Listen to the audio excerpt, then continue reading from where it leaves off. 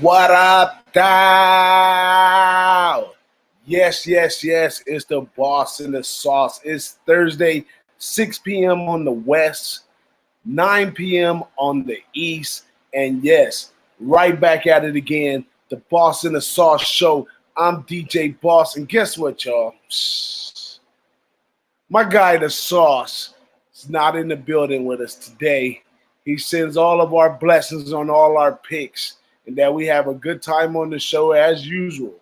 But we bring somebody in else in his presence. We'll get to that in a minute. But just know things gonna be a little different today. You know, you rolling with the boss. With the sauce is still here, of course. You know, that's my guy. He might even pop up in the chat, but you know, it's all good. Um, Going to talk about last week a little bit. Last week was kind of a up and down week for me. I lost control at the end games. Mountain West games actually killed me last week, and Boise State, that good stuff. And I tried to make a run in the NFL, but just so happened I went with one of our strategies that we talked about on the Who-Bangin Sports Lounge, which was the money line, what most cappers would call chalk money line. It was chalk money line parlay that after it was all said and done, I hit that money line parlay and it put me back at even. So I've been back at even for last week. But in the contest and stuff, I didn't do very well. I was 3-3 in the pick six, and can't remember quite what I was in my own contest. I did fairly well because my early picks was fine, but those major picks that I had, they kind of threw me off. But hey, dust myself off. I'm right back here on a Thursday. I'm studied up and everything. Our guy Nasty Nate stopped by and said, "What up?" We just getting the show going right now, but definitely have a special guest for y'all. Someone who's been on the Who-Bangin Sports Lounge before, but it was difficult for me to think of who did I actually want to do the show with today. It didn't really matter, how much they knew about college football or anything like that. It really came down to the person because, I wanted to bring something special to you guys for today, a little different, and that's what's up. We see Danielle's in here says her dad is at the Post Malone concert and she is jealous. Well, your dad, he's a wild and crazy guy and he likes to have a good time and he loves him some Post Malone. So, I told him, hey, all thumbs up, hit the gas and go and have fun over there. Shout out to our guy, Josh Point oh in the house from Canada.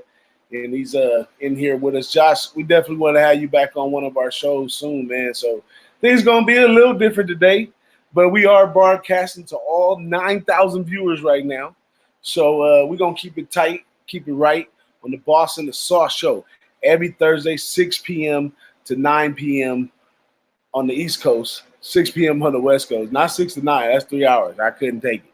But for one hot hour right here, 6 p.m. on the West, 9 p.m. on the East. We're going to have some fun, man. And shout out to all my people in the chat. But with no further ado, man, I'm going to have to go ahead and bring in our guy of the show. And he goes by the name on Twitter as Greg plus EV. So make sure you follow him on Twitter, Greg plus EV. And he also has the West Coast Syndicate, which I'd like to learn more about when I get him on here. But just a little background before we bring him on here. Let me bring him on with his proper dues. Great capper, first off. I never heard of the guy until Big Ragu made me aware of him. Went right there, followed him. Spot on all his plays. We finally brought him on the show. We had a great time. I mean, the guy's an awesome guy. He speaks well. He knows what he's talking about, and we trust him. So we brought him back on here today. In the shoes of the sauce, our guy, Big Ragu. We have our guy, Greg, in the building. What's up, Greg? How you feeling today, Greg? What's up, buddy? Feeling well. It's going to be tough filling in the seats of the sauce, Big Ragu, shout out to you, my man. Appreciate the chance to come on. But, yeah, it's definitely going to be a tough seat to fill tonight. That's for sure.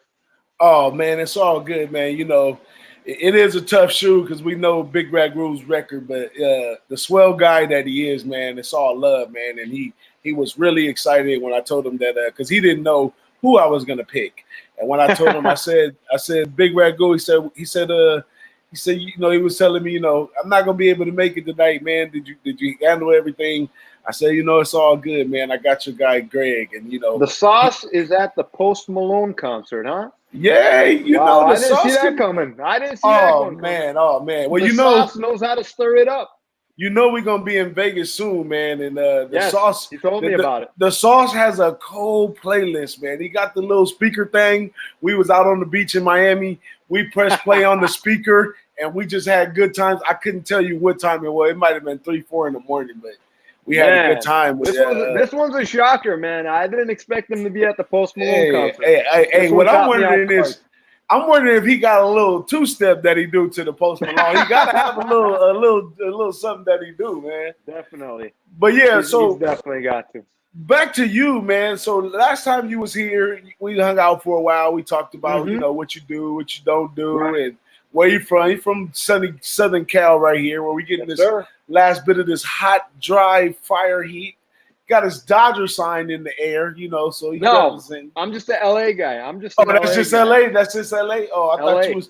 Well, you know, the Dodgers is probably one of the only teams that I have chosen as my team because it's out of the city that I come from. Doesn't really have much to do with the sport, but my football team and basketball team has always been teams that I genuinely had a passion for. I didn't care what state, what mascot, none of that stuff, and I'm a Notre Dame fan, and people always say, how the hell did you grow up in South Central?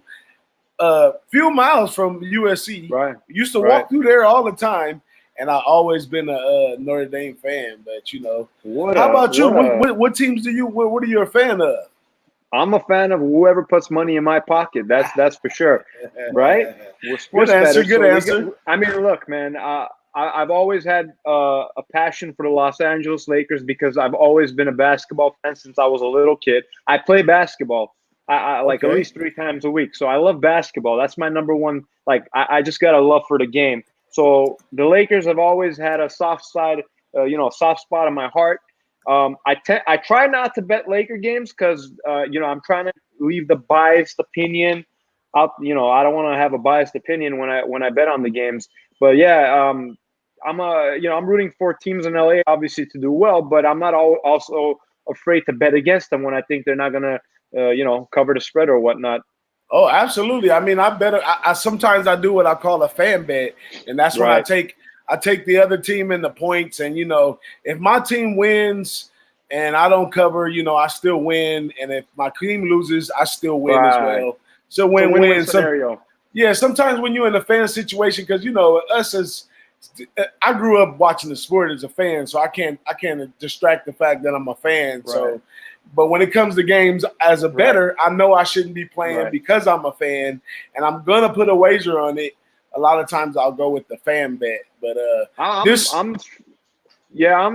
strictly like a numbers guy now. I bet numbers, not teams, but yeah, like I was at the Laker game the other day against the Clippers on opening night. That was a crazy, crazy atmosphere. I'll tell you that much. That's big time game. But yeah, man, that Clipper team, that team is a nightmare matchup in the making. I'll tell you that much. They got a loaded team, well coached. Yeah, I was listening to our guy Ski Prophet. He does a quick little live session on his YouTube. So if y'all listening, make sure you follow Ski Prophet on his YouTube. And he said an interesting thing that stuck, even though all the hype, because there was a lot of hype in LA for the Lakers. I seen an old guy in the grocery store yell at an old lady because she liked the Clippers and he liked the Lakers. He said, "What? We don't care about no Clippers. They the sous chef. We make the main meal. We got 17." And he was talking to an old lady, man. And I was like, man, these guys are crazy. Led me to put some money on the Lakers. But luckily, I also followed our guy, Jay Money, with his new show, Jay Money. Check out Jay Money. And I followed his under on that one, and that kind of balanced things out. But, yeah, it was a lot of hype around the Lakers in that one. And Ski said that it would all come down to the second group, the second group on each team, and we had some doubts about the Lakers' second group, and we kind of knew Clippers had a good second group, and it showed in the game despite all the hype. That was one of the realest things he wrote on that show right there. So I've heard of Ski Profit. I've heard he's a really sharp guy when it comes to the NBA. I mean, I've seen it also. Like he's done well with the NBA. But here's the interesting about what the Clippers are doing. Kawhi Leonard has pretty much come out and put out a statement in Los Angeles, and that statement is that this is his city now. He came out with that New Balance commercial, saying that this is my city and this is us, this is now. So, like, if that isn't targeting and mocking LeBron James, I don't know what it is. He's pretty much calling them out and telling them this is my city. And honestly, the first game, I'll tell you this, man. LeBron James was very passive, and his like him being a little passive and not being aggressive was making him make like stupid turnovers down the stretch. Like he had like 3-4 turnovers in the second half. That was pretty much the deciding factor in the game. So, man, I'll tell you this: Christmas Day, if LeBron James doesn't come out with a statement game in that game, I will be surprised. Yeah, that's a lot of media and marketing that they got for that one. That set up real nice. Kawhi and LeBron, and that's going to be deep. Being Kawhi's from here, people already chose up on LeBron, and that's going to be some Christmas is going to be a good time for basketball this year. Yes. Yeah, I like that look. I love that look. NBA product is amazing right now. A lot of parity. No more super teams. Usually, and now you have like a superstar tandem with most of the teams in the NBA. So it's definitely gonna be a good product. Yeah, that's what's up. I like that. But we're going to get back into some basketball a little bit later. Yep. But I want to get in tune to something that you mentioned about the numbers, because us on this show, the Boston the Sauce Show, we always try to drop a couple gems out there on sports betting in general, things to do, things to shy away from. All you said that you're more of a numbers guy, and that makes a lot of sense to me, because in NBA, the numbers can be true as all outdoors with basketball, but football has a lot to do with momentum and pride and a whole bunch of other stuff, and the numbers can lie at times. Now, when you're breaking down numbers, first question I want to know is because me and our guys were talking earlier about getting into some of those computerized systems to where you can create a stat. So if you want to know how many games this team won at home over this period, it's a computer program that allows you to do that. Now, do you invest in any of those type of products to do your numbers, or you just do them raw? So I got a couple of guys that are math guys that they pretty much have a software, an algorithm that spots value when it comes to the current market value, and pretty much based on the value and obviously there's been a lot of back testing with their software and algorithms, obviously, to see if it actually works, and a really good tale on how you can a good indicative of how you can really tell if a person is a positive expected value sports bettor is if how consistently do they beat the closing line. So that is basically as far as what point spread or total they bet the game at, and what line does the line close at when the game's about to start. So pretty much basically, if you consistently beat the closing line, that's a good indicative of you being a positive expected sports bettor. And in the long run, if you keep beating the closing line consistently, you're most likely going to be a profitable sports bettor. I like that look. So is that something that you use to tee in on what games you're going to break down further, or do you evolve for your bets right from the algorithms? Basically, at the current moment that I usually like betting the games. Well, not me, but my whoever I work with, they bet the games on the morning of the game. They don't like usually betting the games prior days or whatnot, because first of all, when you're betting higher limits, there's a cap on how much you can bet on a game to begin with, right? There's a limit. on the day of the game is when you can go ahead and make the larger size bets. So on the morning of is usually whenever we place our bets, and the algorithms and the mathematical formulas, they find the value available on the board, and then we bet the games based on value. And like I said, we don't beat the closing line on every single bet that we make, but consistently we do. My guys do beat the closing line, which is again the indicative that you are a positive expected value sports bettor. So how does that work? Let's say, because you watch the game of basketball, and like just Right. like we talked about, where you think the Clippers will be. Now, when the Clippers light up on that algorithm for value, Right. and let's say you disagree with the even though the I won't. algorithm shoots one way, your heart, what the game, the sport, you're on the other side. Is that a pass, or is that a moment of Pass. attack, or how do you? That's a pass. I won't. I won't bet it. I won't Won't bet it. I'll so only you, bet it if I have a mathematical advantage. That's the only time I'll I bet it. like that. I like Other that. than that, look, man, these odds makers are the sharpest of the sharp, right? How is it that they're nailing these games and it comes down to the last possession or whatever, a 50-50 scenario down the stretch of the game? How do they do it?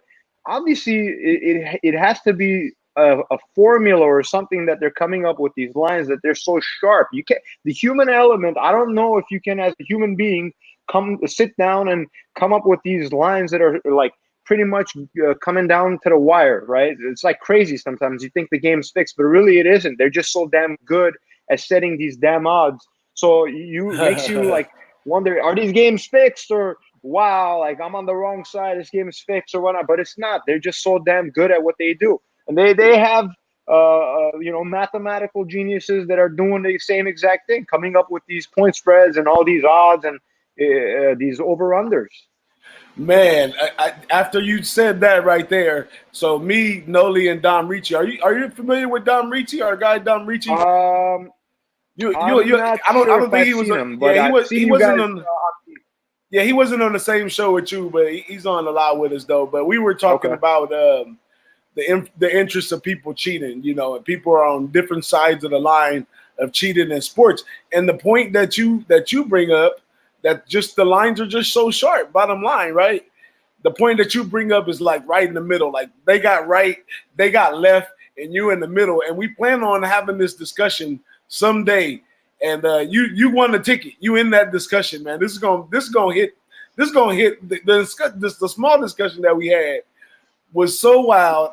This is gonna hit numbers once we put it together and really sit back and talk about that. But that's on a whole nother relaxing level. But to tell you the truth, I know a few numbers guys that I've met in Vegas. While I'm just at the sports book or nothing. But I grew up betting since I was maybe like 9 years old in like the '90s and stuff like that. Right. And it was always on the local card with my dad. Information wasn't the same way it is now. So Yeah. I kind of grew into it a different, and I guess that just makes it make more sense why I love college football. I love college basketball because the algorithms and stuff like that, they don't do well in those sports because it's too much volatility just with young kids, period. So Personally, this season I'm struggling with college football. I'm probably like 500 betting college football, but I'm doing well with the NFL. I did well with baseball. Believe it or not, I'm messing with hockey right now. Remember when on the first time I came on, I said I don't mess with hockey? Well, guess what? I've been messing with hockey, and we've been doing pretty damn well with it. Oh man, I've been for the last 3 days. I've been addicted to esports betting. They're just playing around with it, but it's sick how once you learn the numbers, line movement. Right. It doesn't really matter to sports, like you said. A lot of times you can't just break it down on the numbers, and you don't have to have a clue sometimes who it is. But me old school, getting the feeling to know what the team is. I want to find that little tickle in my heart when I see a bet. When I see a bet, I get a little tickle in my heart. I like, oh yeah, that's the one, But when you playing the numbers, ain't no tickle in the heart. It's all hard nosed, straight up. No. You are Like for relying on the instance, numbers. tonight I have SMU and I took it at minus 13.5 in the morning. The Uh huh. line closed at minus 12.5, which to me is like really strange because Like from a math aspect of it and the way SMU is playing, they've actually scored 40 points or more in their last 6 consecutive games. So like Yes. they're actually the only team in the country that's done that right now. They're on fire. Yes, and they're undefeated to add to that. I'm on them as well, and I'm just like you. I got them at 13 and a half. I came on the show not too long ago on the betting in the bag, and they asked me to pick, so I gave them that pick for the day. And you know, everybody was jumping out of their seat because the line was moving against me. You know what I did? Care. I went back in and hit it again at 12 and a half. Yeah, sometimes there's a lot of manipulation by the like head fakes. They'll move a line a certain way so they can make people think a certain way, and that it's called line manipulation. A lot of that that happens a lot. So just because a line moved a certain way doesn't mean like, oh yeah, that bet's a lock to win. As a matter of fact, I think SMU's up by 11 points right now at halftime. So like they're favored to cover the spread right now. Yeah, absolutely, man. So we got some questions in the chat, man. Mr. Mississippi is in the chat, and we're gonna address some of his questions. Let me bring up his first comment on the screen right here. This is one of our viewers. It says, "All good, DJ Butch Boss.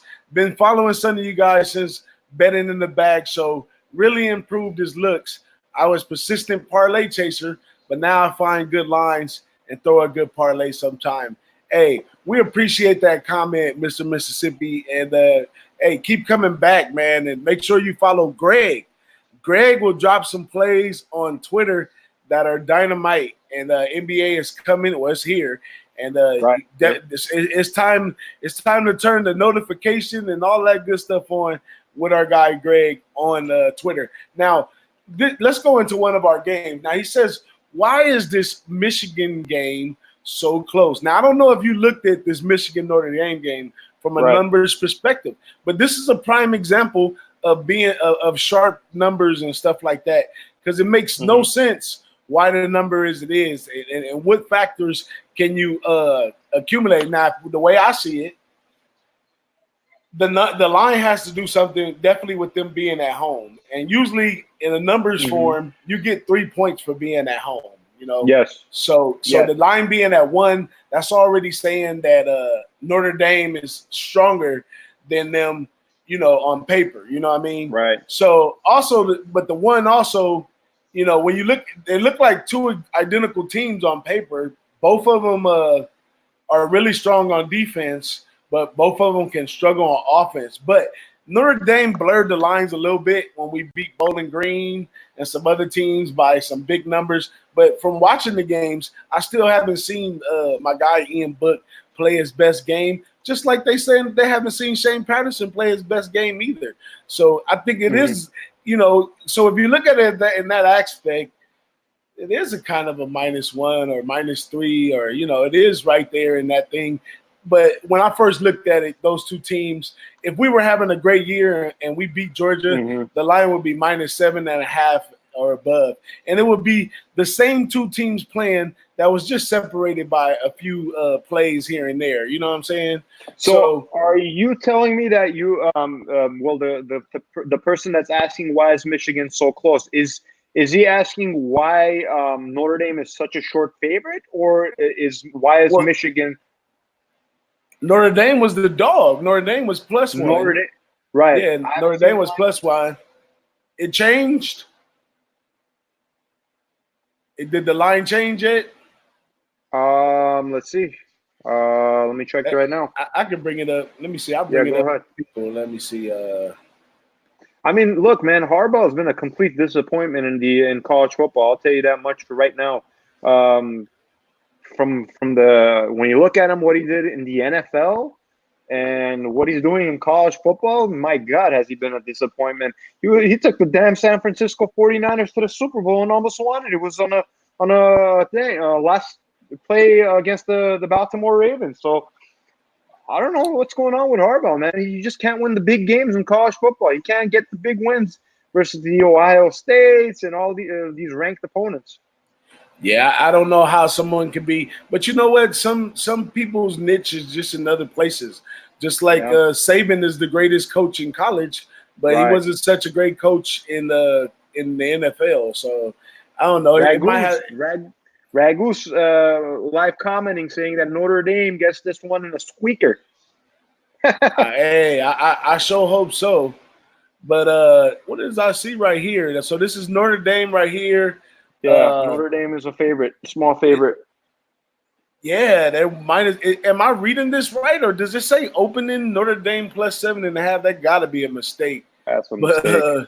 yeah. Now Notre Dame is, that U-shaped music. Now, how does that apply when you're looking at numbers and you take a team that goes from a plus to a minus? Is that value? It depends. It really all depends on the morning of. That's whenever how the line has moved, how the lines have adjusted, and then basically what the mathematical formula will do based on the current line and the current market value. We'll see. It will show if it's an indicative of a certain size showing value, or if it's not showing value. So it all really depends on the morning of the way the algorithm set up to show the value on the day of the game. So tell me this. So how much attention when you're using those type of math formulas and stuff like that? How much Mm-hmm. attention do you take the game? Does it take you an hour to cap that? Is that something that you have to watch for a few days, or what's the process with that? To be honest with you, it's something that you don't even look at. As far as stats and all that, it's already plugged into the formula. But as far as like injuries and all that, that's obviously throughout the week when injury reports are made and whatnot, and players are taken out. Then that's also obviously like you got to plug that into the formula as well. And that's whenever you get all that information, all that data, and everything, and you plug it in and you get your indicatives of where the value is showing. So, of course, you track injury reports and all that stuff. Also, weather, right? Because football is a game where it's played outdoors. So, weather obviously can have impact on games as well. Yeah, I feel you. Now, our guy Noli knows, and this guy right here, if he asks a question, he really wants to know. And he actually asked a question about the numbers right here. He says, so is the algorithm based on the line movement? It can be if a certain line is moving in a certain direction, right? And let's say, for instance, if let's say Notre Dame went from a -1.5 and crossed the key number, and now they're a -3.5. Okay, that can definitely make a value. side make value, right? Because you Yeah. just crossed a very key number with 3.5. 3 and 7 is the most key numbers in football. And then in as far as total goes, there's key numbers and totals as well. So when you move a line and it crosses past of key numbers, things can change real quick. Hey, I'm gonna have to be your manager in this one. And hey, y'all sign up for Greg's seminar. He gonna have to show y'all about these numbers. But that's a really unique thing, man. And from, like I said, me being a bettor since I was a kid and watching the game evolve to where we got, like, I can actually bring up a line on the computer. To bring in this many lines, you know what I had to do?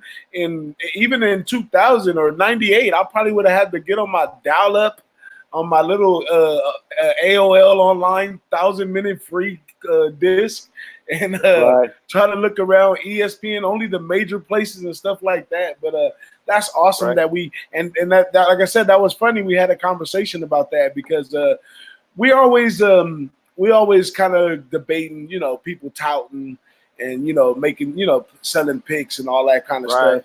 But I think there's value in stuff, not directly in this buying picks, but outside of that, like, you're only as good as your tools. So if you are in the betting market and that's what you like to do, what kind of tools are you bringing to the market? You don't got a hammer, a nail, like you got to bring some tools. And I've always, I've been in the little scam thing when the internet came around and somebody randomly calls you with your phone with a pick. And, Yeah. all that kind of stuff. The lock of the year, the lock of the millennium. Yeah. This bet can't lose, man. Look, let all your followers and whoever's tuning, there is no such thing as a lock. No guarantees in sports. All you can do is pretty much put yourself in position to win.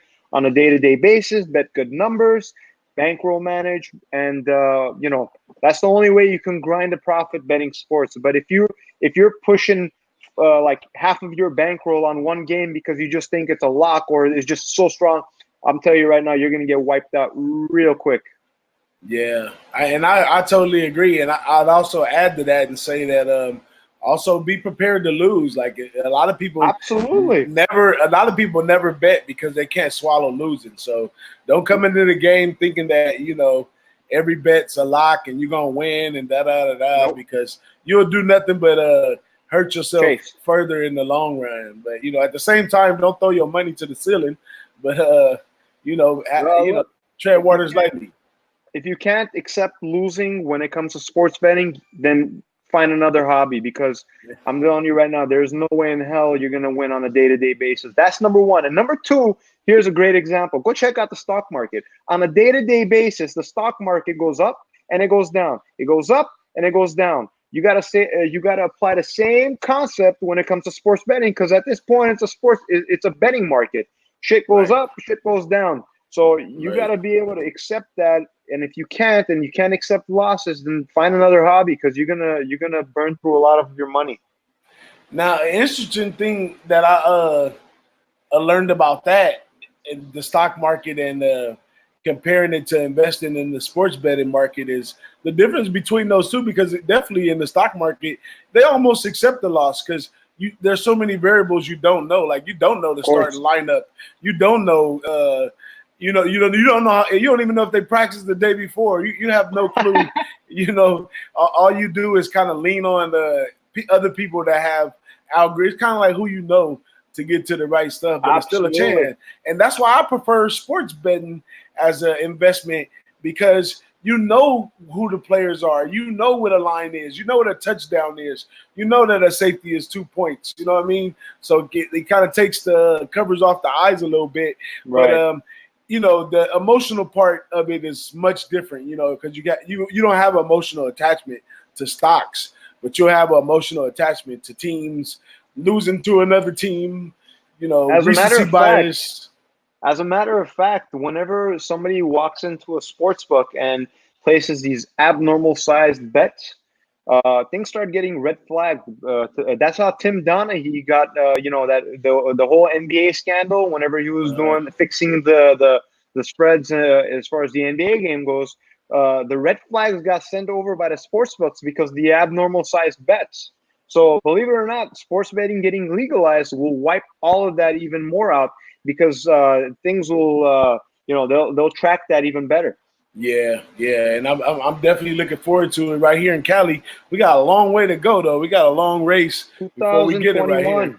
2021, 2021 is the assumption. They were saying in about 2 more years, California. I mean, dude, going to Vegas from LA is a 4 hour drive. Like, I mean, True. I can literally walk out right now and say, I'm going to Vegas. 4 hours, I'll be Yeah, there. yeah, but so I go to Vegas a lot, over 10 times a year, and Oh yeah, from going down there a lot, it would be nice, if the local Hawaiian Gardens, Hollywood Park had the game and you could bet. I think that would make the city feel better to me if you look at right. it like that. They're But gonna have it. They'll have it. I haven't did an update lately, but I'll tell you guys what I know from the research I did on it. There was a thing when Arnold Schwarzenegger allowed the Indian casinos to move forward, and in that there's a clause in that contract which would give the rights to sports betting over to the Indian casinos first off top because of Right. that law. And they already don't get along with what they call the card houses, which are the Hollywood Parks, the Hustler casinos.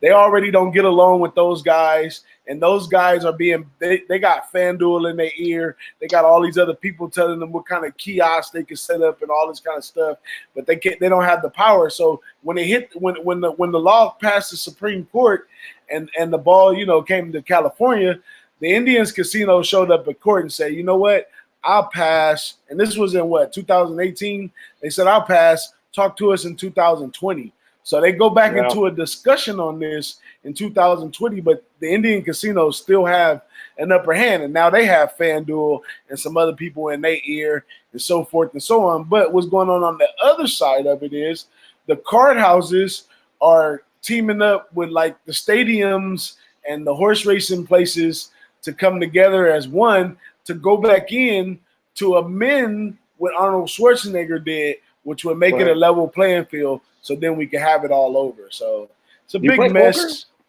No, I can play poker, but I don't. That's not my sport. I usually end up too drunk at the table, or if I sit there too long. And then I tried one time. I used to play a lot, man. It got boring to me. I got no more patience for that game. I really don't. But you can compare poker.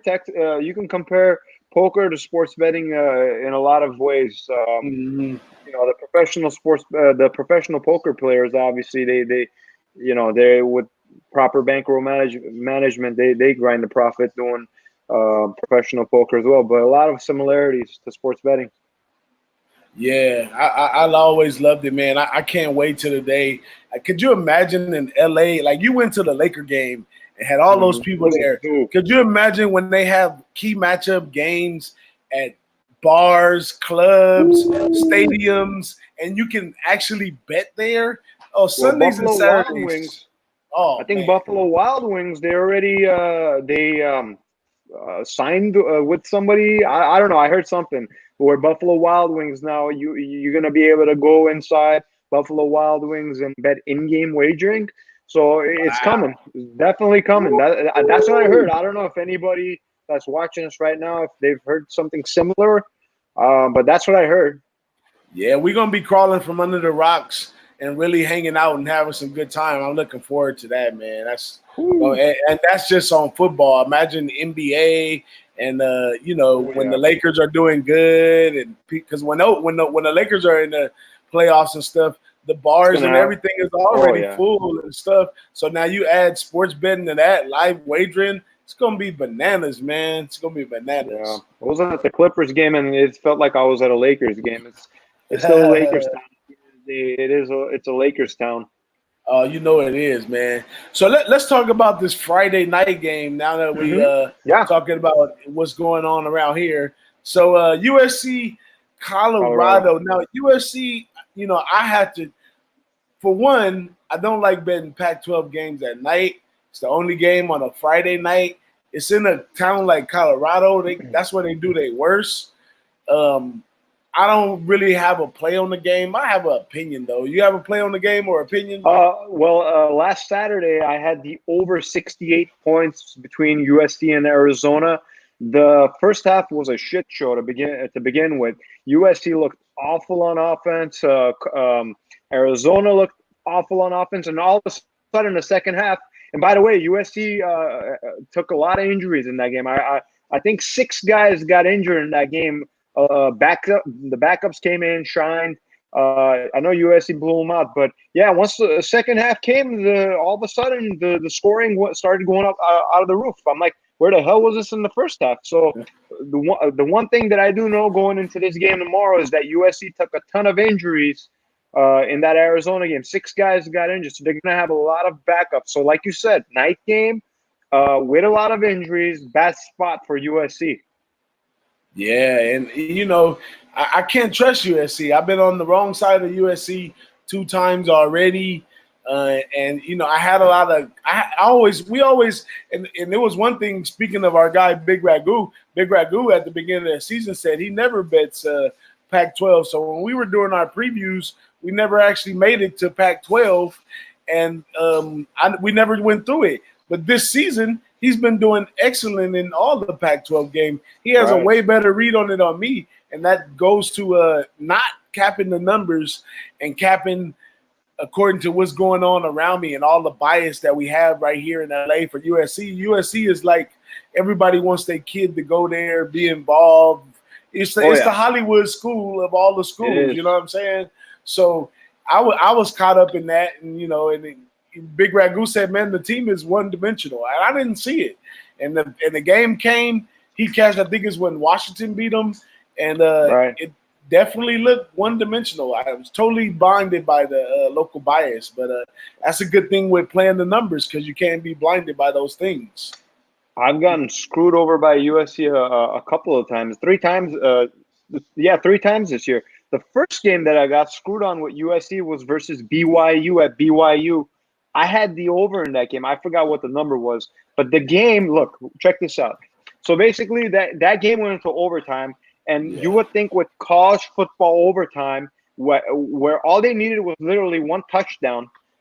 All I needed was one touchdown for that goddamn game to go over the total. BYU gets held to a field goal. They scored a field goal. They're up by 3 points. USC has the football. Now all USC got to do is pretty much hit a field goal, tie it up, and I'll get my over or or score a touchdown. The guy throws a pick into the end zone. In the game. I get burned. A horrible bad beat on that game. Got burned in that game, and the other game that I got burned on was versus Utah.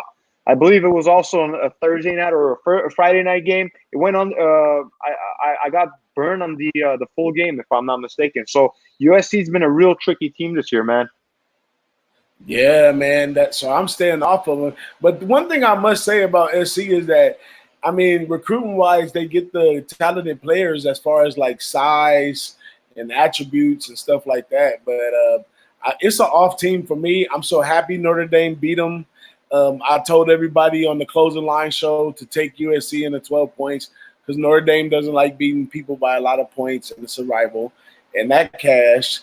But other than that, you know, I'm definitely staying away from this Colorado team, who is the same as USC, totally unpredictable, have Right. good games on the ground, and people are injured over there. So everybody stay away from Friday's game. I'd lean Colorado or the under, one or the other. I think one of those plays will hit, but who know? I mean, like you said, so unpredictable with these two teams this year. That would be my leans as far as what I've seen. Yeah, I would only play a total on this one, and that's one thing. I don't know if everybody does the same thing. If the side is too crazy and I still want to make a play, or if the game is too crazy and I still want to make a play, I'm going right after the total. The total is a little more safer to bet than just going and choosing a side because anything Do can you happen lean on the the side. under? Do you lean the under in that game or the over? In that game, I guess I would have to say I would lean the under in that game. But for the most part, when two teams meet that have similar attributes, and I would say that Colorado and SC this year have very similar attributes. When Right. two teams meet with similar attributes, it's always go under. So yeah, I would have to stay on the underside. Yeah, I Yeah, I was like leaning under too because of the injuries, man. USC's got a ton of injuries. our guy. But who knows, man? Who knows? Big Ragu wants to know the score of the game. I think I seen 28-13. He said 28-20. he can't 28-20 now. Right, yeah. Houston just scored a touchdown. Oh no, that's not I'm good. telling you, man, if this game doesn't hit, I'm just gonna pull my hair out, man. College football, I might be done with it for the year, man. It's been crazy this year. I think SMU pulls it out down the line. Yeah, College football is crazy. They got plenty of time left in that game, so it's the you know they. bad beats. The swings are just crazy this year, man. Like everything comes down to the wire and the swings. You can't even watch these games, man. It just gets annoying. Like you just got to see what the final or watch the last minute or 2 minutes of the game, or just check the final score at the end of the evening. Yeah, I always lean. I lean towards the under in a lot of the games. And yeah, it gets crazy, man. But college It sports does. it's a difficult beast to handle. So many factors to it. But if you're really into it, it can be really really easy. Because I know from last year and years before, whenever I get a good read on the whole year, when those bowl games come, I could tread through those bowl games because I've watched all the teams play. I know what the strong set is, and that, it all settles down to me. Kind of like you guys do in NBA. In NBA, when the playoffs and all that come, you guys are Right. locked in because you've been watching 60, Right. 70 games already, Yeah, I love the NBA playoffs. You can find a lot of good situational spots come NBA playoff time. But I did have Toronto in the NBA Finals versus Golden State. I just knew that Toronto was going to be a live dog in that series. Man, and you say that you don't believe in the cheating and all that stuff, and the lines are sharp. Now I don't know No. about that Toronto. See, I always, even though I do cap the games, I always have my conspiracy theory, and they got a lot of money up there in Canada, and the money is growing. Them winning, no matter if Kawhi Leonard stayed or left, they're still gonna make more money in So, Toronto. so would you say that the injuries were a fake? Is that what you're saying? Is the Oh, Kevin Durant? oh man, we could do. I could do a show on injuries, man. So So, nowadays, athletes have insurance policies, and I really should have put it out there earlier about the quarterback over there at Alabama. They were already talking about him early in the season that he's never been injured or something, or and he had this $50,000 policy, and so in NBA, Derek Fisher, who's the other NBA union representative Chris now? Paul. Chris Chris Paul. Paul. Man, those guys, go look at their injury record and stuff. Anything Oh happen, man. that's a claim. Every time they get injury, that's a claim. And on top of that, now before they just started, like in the NBA now, they just flat out say, "Oh, we resting this player this night," kind of like baseball now, right? But Mhm. before they would come with the Shaq pinky injury, something stupid because just to give the guy a break and let him get a rest. But now they just say, "Hey, we don't care if you brought your kid here to see Shaq and you paid $150 a seat. He's not playing tonight, and we don't care." You know what I'm saying? But Right. Chris Paul, man, that guy has just been an injured-prone basketball, especially in the playoffs, man. When you need him the most, he's always gone down with an injury. I remember 2 years ago when Houston played against Golden State. That was honestly, if Chris Paul didn't pull his hamstring, Houston was up 3-2 in the series. We might have had a different champion that year. He pulled his hamstring and the entire series flipped. So man, yeah, like that Chris hey, Paul thing that you're mentioning. I mean, who knows, man? go check their bank accounts and see how many policies they keep a tight rope of for fraud purposes. Insurance companies keep a tight rope on anytime anybody files an insurance claim. Probably because he's the athlete, it's no big deal Right? because it's known. But I'm sure the guy is paid, man. Every time Yeah. if you ever had one of those policies that you had to cash in on, when you go off on injury, if it's your shoulder, you got to wear a crutch. That's extra money. You got to wear a brace. That's extra money. Every day you miss of work. Could you imagine how much they get paid for missing work, considering their Yeah, salaries? And that's a I agree. small I mean, insurance plan. you never know, man. Anything's possible, bro. I mean, when you got billions of dollars at stake in an industry, anything can happen. I guess. Well, And, you and, got billions of dollars right. riding on this whole, billion-dollar organizations, companies, man. Anything's possible. Hey, me myself, I'm scared as shit of surgery. My son broke Yeah. his ACL and MCL. I was scared for him in surgery. If it happened to me, I probably would just not take the surgery and quit the sport. But it's Right. so much money involved for these guys. They like put me under the knife, cut me up, put me back on there. If it Yeah. mess up, we'll do it again. So when it Yeah. comes I'm down scared of to it too. injuries, man, they Yeah, they they do definitely, what man. they want. They do what they want. But It's let's get possible. another football game in. And then we got our guy OG Wham. Now Wham Talk. That's gonna be our Who-Bangin Sports basketball show, Yeah, and that's right. He's a that's gonna be basketball led genius. by Wham, and Ski's gonna be on there sometime. And we definitely like to have you over there for some NBA. Oh yeah. He's in the chat right here. I know he's probably fired up just on Hell some of yeah. the information that you have, man. I really like your style. That was one of the things that when I started following you after Big Red Goo put me on to you, I was like, man, I like the dude's style, man. The dude, he's an LA cat. He's up front, and he's confident about what he says, what he does. He takes his time, and I appreciate that. So we definitely want Thanks, to man. have you again with our basketball My crew over pleasure. there. And I step in for college basketball as well. Me and Noli knows we do college basketball too. But let me get one more game in. We got about 10 minutes left Yeah, on the show. you got it, brother. Tell me which game you rather talk about more. Wisconsin, Ohio State. And y'all let me know in the chat. This is the last game for the show that we're going to go over before we go into a little basketball with our guy Greg. Wisconsin, Ohio State, Texas TCU, or Auburn LSU? Which one you ready to talk about, Greg? I'd like to talk about Wisconsin and Ohio State because I was actually involved with Ohio State last week. I had the over 50 points. They themselves scored 51 points, so they pretty much got the over themselves. Good, very very solid. Obviously, a solid offensive team.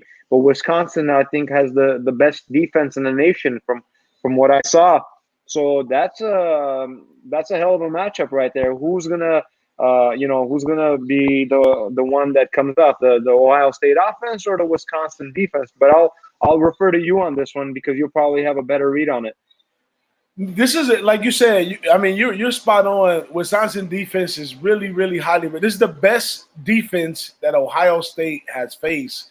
The Mm-hmm. quarterback over at Ohio State, he can run the ball really well, and he has a good arm.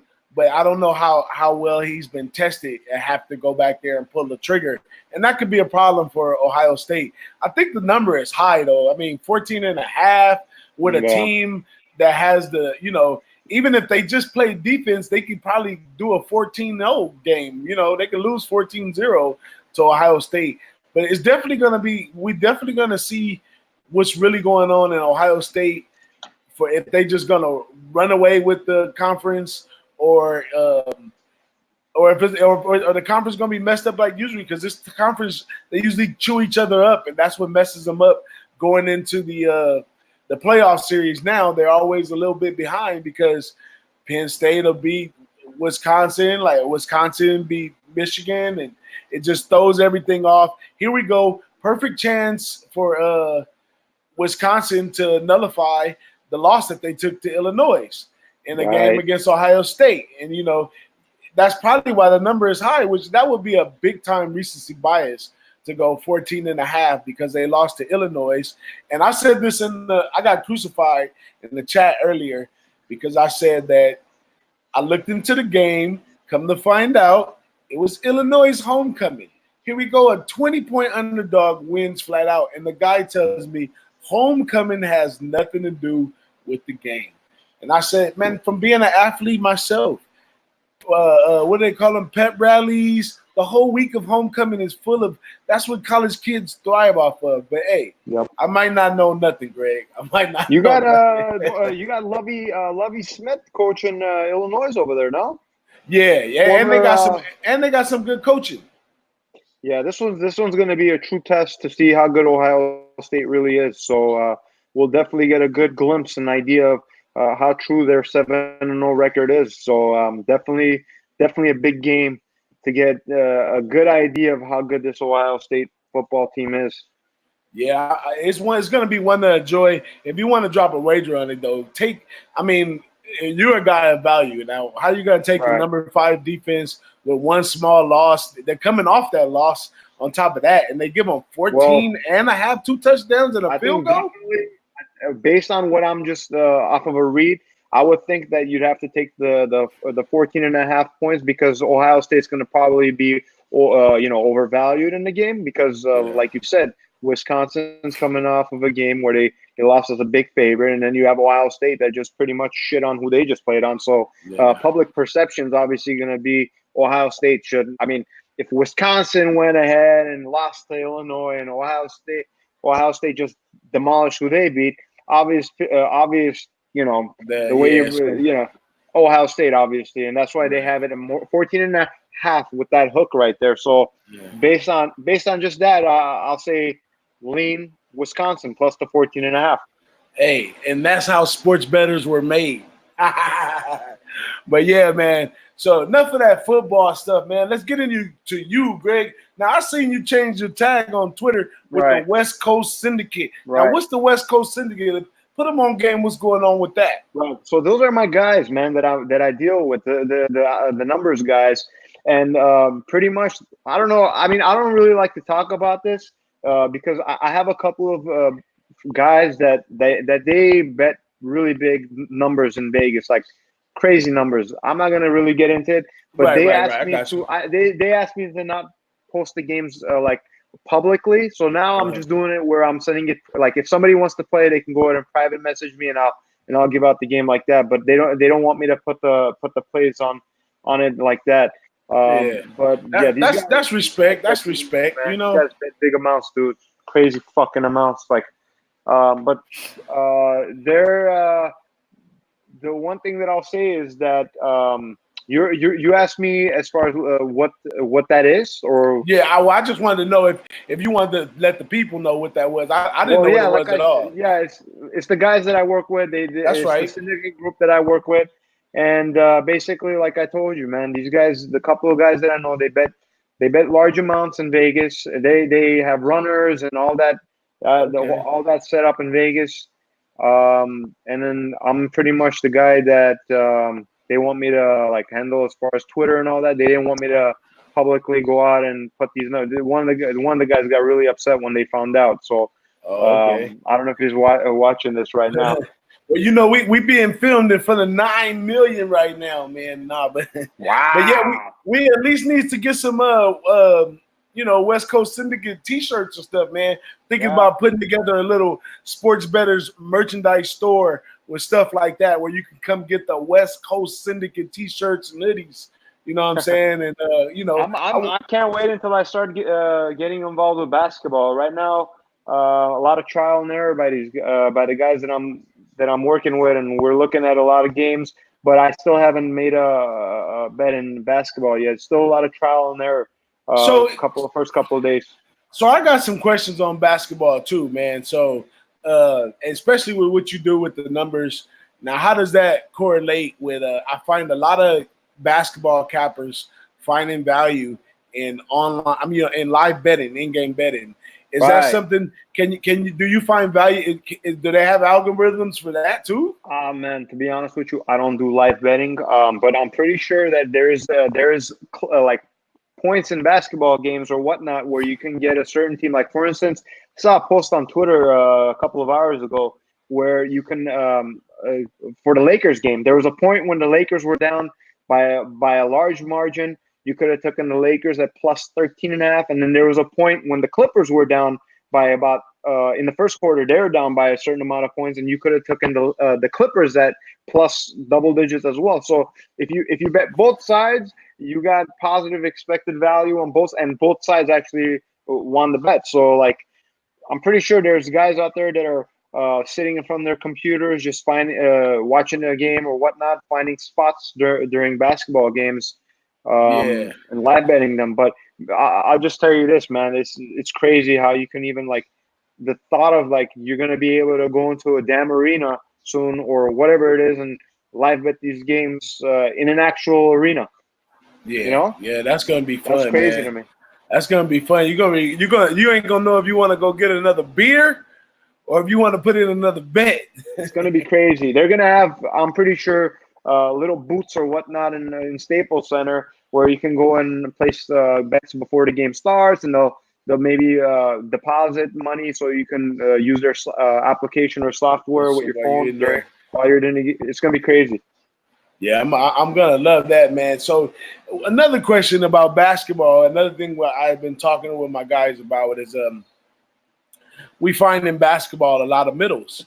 So Oh yeah. is it value in your algorithms when it comes to middle? Do you guys play middles with that as well? I mean, the a lot of the pros before in the '90s would do a lot of middling. I know that for a fact. They would build their bankrolls off middling. Right now, Right, right. the lines are so tight. Like you don't really get too much middling opportunities anymore. The only time you really get a middle in the NBA is whenever like a player before game time decision. He gets scratched off. He's not playing, and all of a sudden you get a 2 3 point swing, or there's an injury that happens and you have a 2 3 point. But how can you? I mean, how can you really predict that like Yeah, how are you going to predict that a certain player is going to be missing a game unless you actually have sources inside that locker room that tell you, hey, you know what, this guy might not be playing, so you get a. I mean, that's the only way. I don't see too many middling opportunities in sports anymore. Like yeah. Well, only that a used lot. to happen in the '90s a lot, and I know a couple of guys that built bankrolls middling games, but now you don't really get.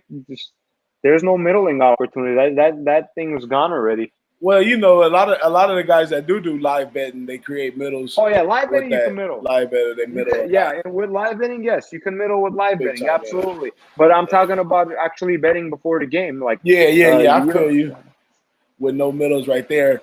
But Like, that's very interesting, man. About middles, like you said, a lot of people build bankrolls off of that good stuff.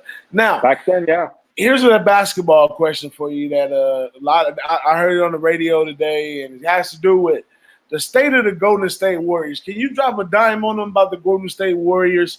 A Yeah. lot of people have that season total to go Right. under. I think the Right. season total is kind of low, What's but the total at? I think it's What's the at total at? 43 or 48. I can't Okay. remember exactly, but it's somewhere up in there. Okay.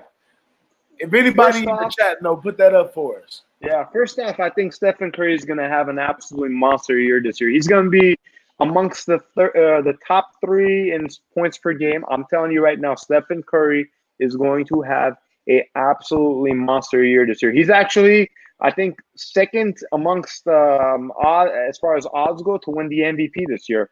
If I'm not mistaken. So I'm expecting a monster year from Stephen Curry. D'Angelo Russell, I mean, he was a Laker. I mean, I'm not too big on him. He had a breakout year last year with the Brooklyn Nets. He could score. He's good on the pick and roll. He's been a pick and roll player since even his college days with Ohio State. I know the backcourt will do fine on the offensive side, but when you look at him on the defensive side, uh, uh, I mean, really, Stephen Curry and D'Angelo Russell can't defend anybody. I mean, defensively, backcourt wise, they're going to be a liability. Their depth's gone. Their glue guys are gone. Andre Iguodala and Sean Livingston. They lost two really big glue guys in the locker room. So they don't really have too much depth. So if an injury happens to a key player, they're going to be really, really, really hurting. It's Yeah. 43. I mean, as far as the total goes, like you said, it's a really low total. But at the end of the day, this is a team that's got a good coach in Steve Kerr. They have a good system and they got a good formula. And if they've proved it over the years that they're a good basketball team, they're well coached. So I'll take the over. I'll lean towards the over. I mean, at the end of the day, they're a proven commodity. The last 5 years, they've just been a proven commodity. So how can you really take the under with a well coached team and a guy in Curry that's a beast? That's right. Well, y'all heard it first right here from our guy Greg on the Boston the Saw Show. He's filling in for our guy Big Ragu today, and we are up on the hour show. All those out there on Twitch, all those out there on Samsung TV, all those out there on Eximo, all our people out right here on YouTube and Twitter, man. Make sure you like, subscribe, follow, all that good stuff, and make sure you definitely go follow our guy Greg here on Twitter, man. Just give him a what's up. Let him know you saw him on the Boston the Saw Show, and you tell him you like his hat or something. Cold word, I like your hat.